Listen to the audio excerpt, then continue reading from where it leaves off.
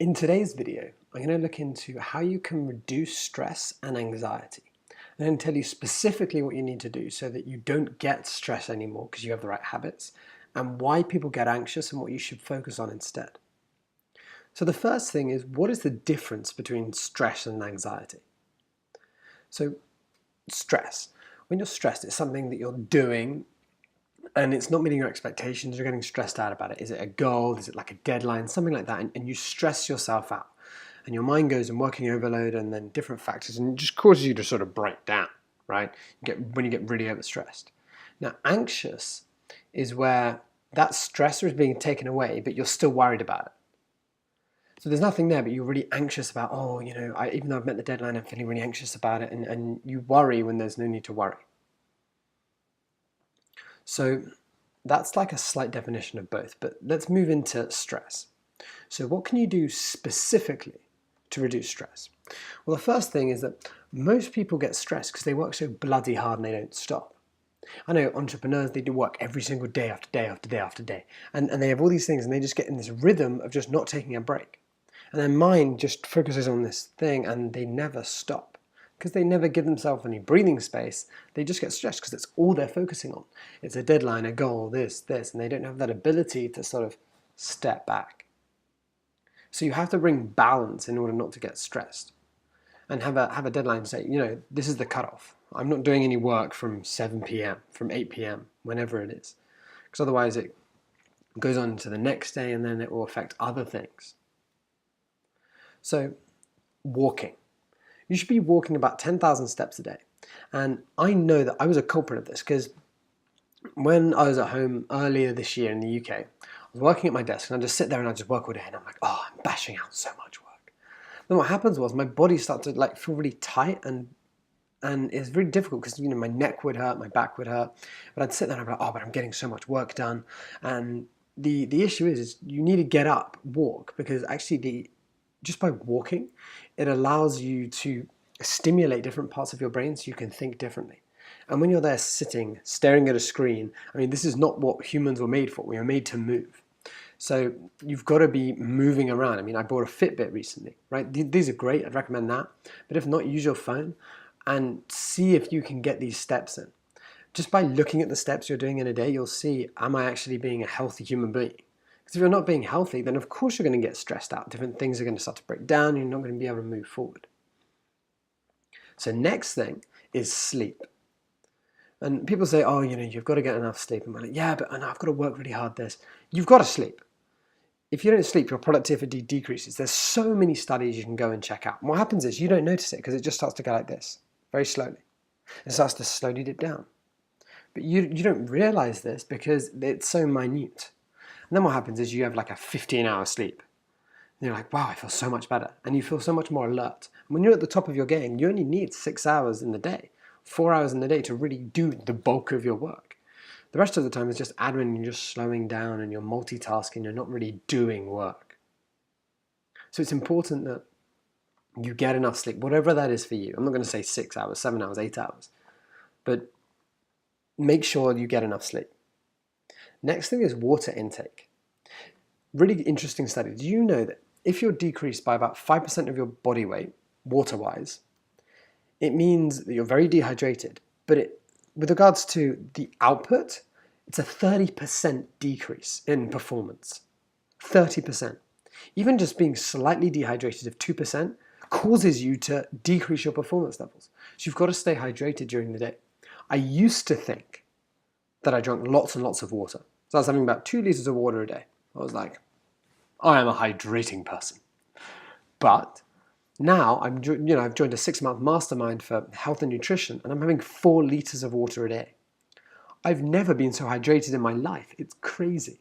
But it's something that is really helping me push forward. So I challenge you to drink more water and just see how it just clears your mind and it just allows you to be so much more alert than you already were. Because I thought I had energy before, but now my energy levels are increasing even more. And often we don't know how far we can go until we've gone even further. So seriously, try the water thing out. It's brilliant. Next, exercise. You've got to be exercising. Some people say, oh no, I don't really need to exercise. You need to exercise. Whether you're a guy, go to the gym, women, yoga, workouts, whatever it is that suits you, exercising will help stimulate your brain, allows you to relax and gets out, all those hormones, that testosterone levels that will build up if you're just sitting in the chair typing away. Just doing that form of exercise just helps you de-stress so much. I remember that I used to get really, really annoyed, and I used to feel a lot of anger when I was younger until I started going to the gym where I could really, move that outside of me. So, it moved me forward in a completely different way. So find out whatever you need to do so that you can sort of harness the emotions that you have and you don't get stressed and put everything there, but there's other outputs instead of just stressing about, one thing. So food, diet. Diet is really important. You're going to get stressed if you're eating shit food. What do I mean by that? If you're having loads of burgers and loads of processed food and loads of chocolate, what happens is your energy spikes, then it goes down. And when your energy is down, then you're going to get stressed because you're not getting as much done as you would have hoped. So you want to be eating clean, whatever that means to you, healthy food. That's a whole different topic, but look up healthy foods, bring some sort of healthy foods into your diet and you'll really notice the difference stress-wise. So, next. Perspective. Perspective is something that's really important when you're getting stressed. I used to get stressed about so many little things, right? MailChimp. Okay, MailChimp used to really stress me out because I'm there, I've got to send an email to my email list, I'm ready, and I'm typing everything away, and then it doesn't send. This is when I'm in China, so the VPN doesn't work. And there's nothing I can do. I'm not in control of any of it. The VPN just goes, I'm sorry, you're not allowed to send anything today. And I'm like, oh, okay. So I restart the computer, I reinstall the VPN, all this different stuff, and get myself so stressed. And why? Just to send out an email. It's okay. It's not the end of the world if I send it tomorrow. But I'm there and I'm fuming and I'm stressed. I'm like, why won't this work? And I know for you guys watching in China, VPN stresses out sometimes. It's okay. Put it in perspective. Okay, well, there's a Chinese firewall blocking this and I'm just clicking a button going VPN on and it's allowing me to access something that I would never be able to access otherwise. That's pretty cool. I should probably just slow down. And the internet is something that's actually a bit of a joke. I have no idea how it works. It goes like this, and lands on someone else's computer. That's quite cool. And just changing that perspective is so, so, so important. That in and of itself will help you not getting stressed. Next thing for stress, expectations. The reason that you're stressed is because you have an expectation of something that isn't being met. This is why I hate people setting all these massive, stupid goals, because then it gets themselves really stressed out. I remember setting a goal for 6 months, and in the first week, I was stressed. I was like, I'm never going to reach it. It was silly, right? So trade expectations for gratitude. Instead of saying, oh, I expected this to be on time, I was expected to do this, why haven't we met our targets? Oh, I'm grateful that we've done this, and I'm grateful that we've done that. And even though that wasn't a target, we're really moving forward there, so I'm grateful for this. Doing this practice of gratitude will help you shift your mind so you're looking at it in a completely different way. Same as perspective, but you're looking at it from this gratefulness point of view. So it's really, really, really important that you do that. Something that I tell everyone to do is gratitude exercises. What are you grateful for? 3 things today, 5 things today, whatever it is. And if you can move yourself into that gratefulness space when you're stressed, it will just allow you just to chill out. Next thing, chunking. So sometimes we're stressed because we've got this big thing that we're trying to do. It's like eating an elephant. Okay, it's just so overwhelming. You're like, how can I eat an elephant? I wouldn't even know where to start. So you're there and you're like, oh, but it's just so big and I don't know what to do. Just cut it up into small chunks. And then you can see the progression and take your time. And if you just spend some time planning, lay it all out, then you'll be able to smash through whatever it is that you need to do because you know what's next. Instead of being overwhelmed with all these different stuff, break it down, have each part ready there, and it allows you to move forward in a nice systemized way where you can see what's next.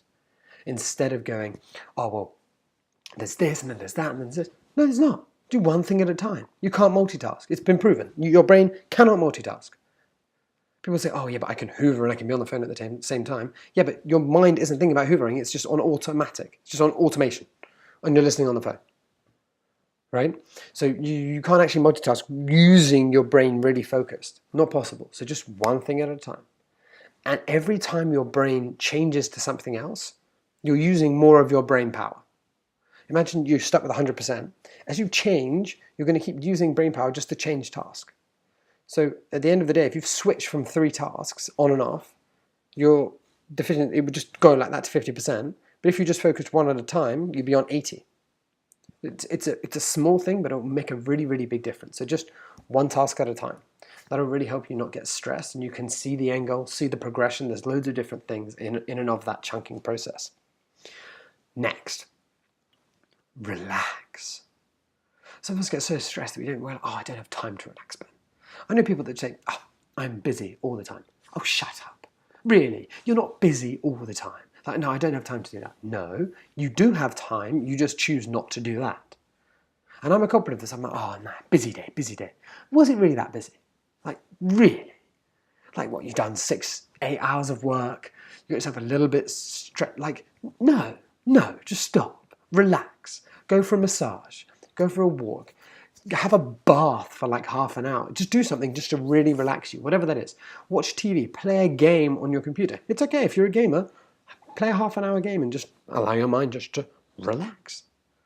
Because if you allow your mind to relax, then you can sort of see much clearer than when you're in all this stressed and worrying stuff. So that's to do with all the stress, okay? So there's loads of stuff there.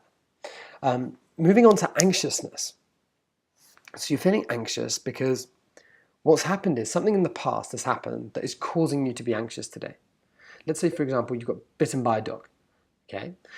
And you know you're going to a friend's house who has a dog, you're getting anxious about it. You're like, oh my God, what if the dog bites me? And you get really anxious, and then you're getting stressed about feeling anxious, and then you're feeling all this different stuff. You need to let go of whatever that past memory was, because it's conditioning you to feel anxious today. And you're worried about things that aren't going to happen. It's not the same dog, it's different. But we generalize and we say, oh no, all dogs are scary. All dogs are bad. I'm a dog person. Dogs are lovely, if that's your issue. But the whole point is that you need to put your focus elsewhere. And there's 2 things that you can do to tackle anxiousness, which by far are the best things. 2 things. It's what you focus on and your breathing. So I'm going to hit breathing first, because breathing also allows you to feel less stressed. When you feel anxious, you go like this. And then you feel yourself getting out of breath and getting anxious. Slow down. Like, I sometimes do that. I feel anxious just doing my breathing like that. Try it. If you do 10 shallow breaths like this, you're going to feel anxious and stressed and worried, and your mind's going to be like, what's going on? Instead, relax and take some deep breaths.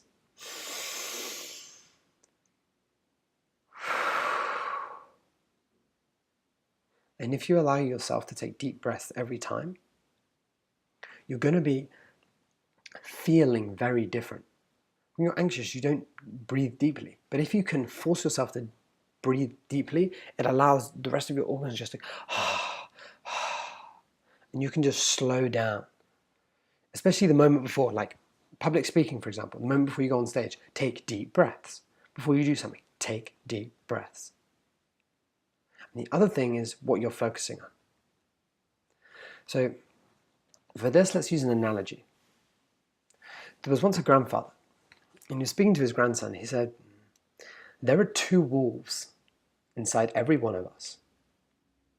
One is good, blessing, gratitude, happiness, pleasure, excitement.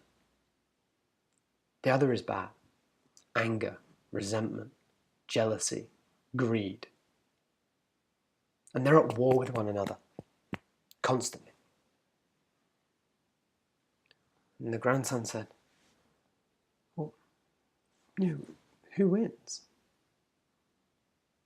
The grandfather said, whichever one you feed.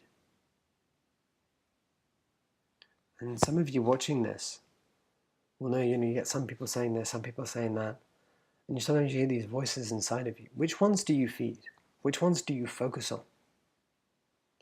Imagine these 2 wolves, or whatever analogy you want to use.